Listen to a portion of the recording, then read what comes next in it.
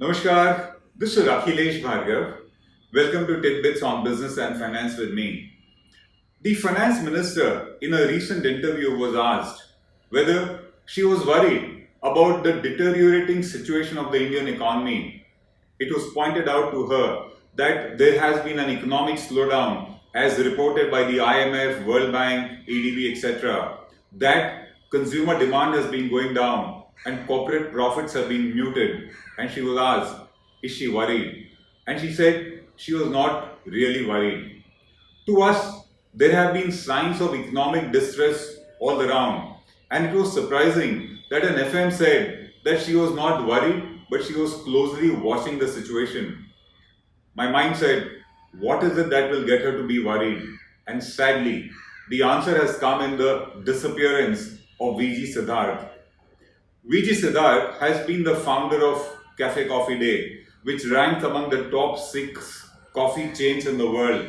He hails from a family of coffee growers with over 12,000 acres of plantation land, and his family has been the biggest coffee bean exporter from India. A very successful entrepreneur who dabbled in technology, in exporting coffee, in setting up a coffee chain, logistics, and other businesses.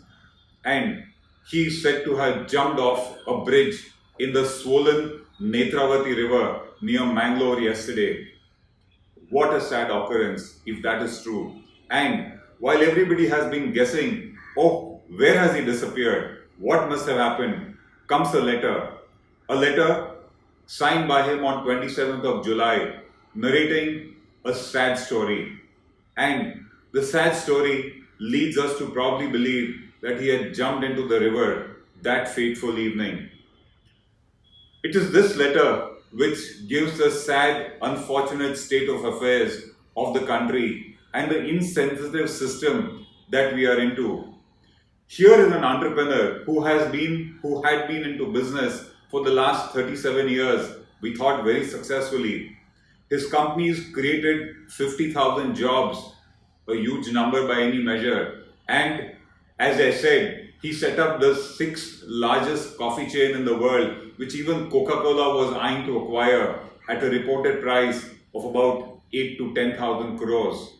He also recently sold his stake in Mindtree for a figure of 3,300 crores. So here is a man who was wealthy, and we believe he was also close to the system because he is the eldest son-in-law of Sri S.M. Krishna, the former Chief Minister of Karnataka. So what is it that led him to write this ill-fated letter dated 27th of July? And if at all, what is it that compelled him to jump off that bridge in the swollen Netravati river, perhaps taking his life? That is yet to be confirmed, and we would want to believe that he would still be alive somewhere. In his letter, he says that despite 37 years of hard work and creating thousands of jobs, he has failed to create a right, profitable business. The question is that if somebody who comes from such a renowned business family and such well-groomed connections, if he couldn't create what is called a profitable business, then what will be the plight of others? And what is the definition of a profitable business really? And if that definition is a hazy one, or it has only got to do with crony capitalism or proximity to the powers that be that give you unethical profits, then perhaps all of us entrepreneurs will fail to create a right profitable business in India. Perhaps only those who continue to be close to the system will be in profits, and all of us, despite years of business that we might have been, we are not going to be able to create a profitable business. And thus, we would remain dwarfs, as what the chief economic advisor says. He further mentions that he was facing pressure from a private equity investor and he was struggling to pay his dues. He said he had paid a lot of those dues, but what he mentions is a more disturbing picture. The disturbing picture has to do with the fact that an income tax raid was conducted on Cafe Cafe Day in September 2017. It allegedly led to the unearthing of undisclosed income to the tune of 650 crores. Maybe he might face He might have faced an income tax demand of about 400-500 crores because of that. But the fact is that because of his failure to pay the tax dues on time, his entire investments in Cafe Coffee Day and other securities were twice seized by the Director General Investigation, by the Director General Income Tax, Bangalore. He says because of that seizure, his entire liquidity came crashing down and he was not able to meet his commitments. Now, here is a situation where it is very clear. He, in fact, says in his letter that his assets are much more than his liabilities. Here is a situation where a person was a successful entrepreneur providing jobs to thousands of persons, and very apparently, his assets were much more than his liabilities. And the DG income tax was aware of the fact that by attaching his assets, his entire liquidity and business will come to a grinding halt. Where was the need for the DG to be so insensitive? And what was his compulsion to do that? Well, it was very clear that the person concerned, which is VG Siddhartha, was a wealthy man with enough assets and income tax interest would not have suffered. The reality of the system is this: it's an insensitive system. In their quest to probably go by the textbook or for other ulterior motives, these kind of actions are taken very routinely. Attachments of business assets happen all the time, despite the income tax demand being disputed or despite the person concerned having enough assets to repay those liabilities, and businesses come crashing down. It's an insensitive system that Siddharth was dealing with, and he was not able to surmount it. He very clearly says that it was the DG's harassment that led to the closure of his liquidity, and his imminent defaults were triggered because of that. He says in his letter that all his assets outweigh his liabilities. They are much more than his liabilities, and that they will be enough to pay off his debts. The income tax department was not willing to even hear this, and that's why they went for these attachments, which we think were completely unwarranted, knowing the fact that such attachments are very often fatal to businesses, and this time it looks like it was fatal to an entrepreneur.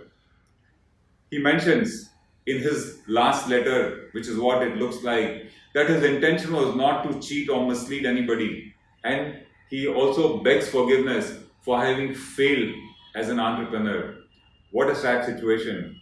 Here is a person who set up successful businesses, who provided jobs to thousands of persons, who was the largest coffee bean exporter out of India, and he is begging for forgiveness for having failed as an entrepreneur. That is the reality of the Indian system that every entrepreneur faces today. And what does an entrepreneur face? An entrepreneur faces a system which is insensitive, which is loaded with red tapeism, which is loaded with corruption. And he faces a system which is inherently dishonest, if not financially, at least morally.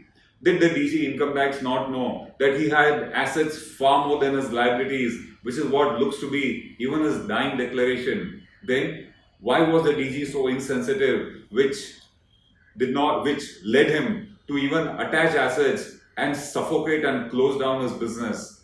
That's the reality of India. A sensitive entrepreneur at the receiving end of an insensitive system, an honest entrepreneur at the receiving end of a dishonest system. And if that is the plight of such a wealthy entrepreneur, of such a dynamic entrepreneur, of an entrepreneur who had connects in the system and whose family was in business for over 130 years with over 12,000 acres of plantation land and thriving businesses, if that is his plight, then what will be the plight of an ordinary entrepreneur with none of these strong points? So if Indian businesses suffer, the answer lies in this letter of VG Siddhartha. If Indian economy suffers, if entrepreneurialism is suffering in India today, it is because of an insensitive system. A system that is not willing to understand the reality. A system which prefers to be farcical in its enforcing of the law. And a system which cares little, even if it suffocates those enterprises which are providing thousands of jobs to the country and dynamism to our economy. I do really hope that we don't get the worst news about VG Siddhartha. This is Akhilesh Bhargava signing off till we meet again. Namaskar.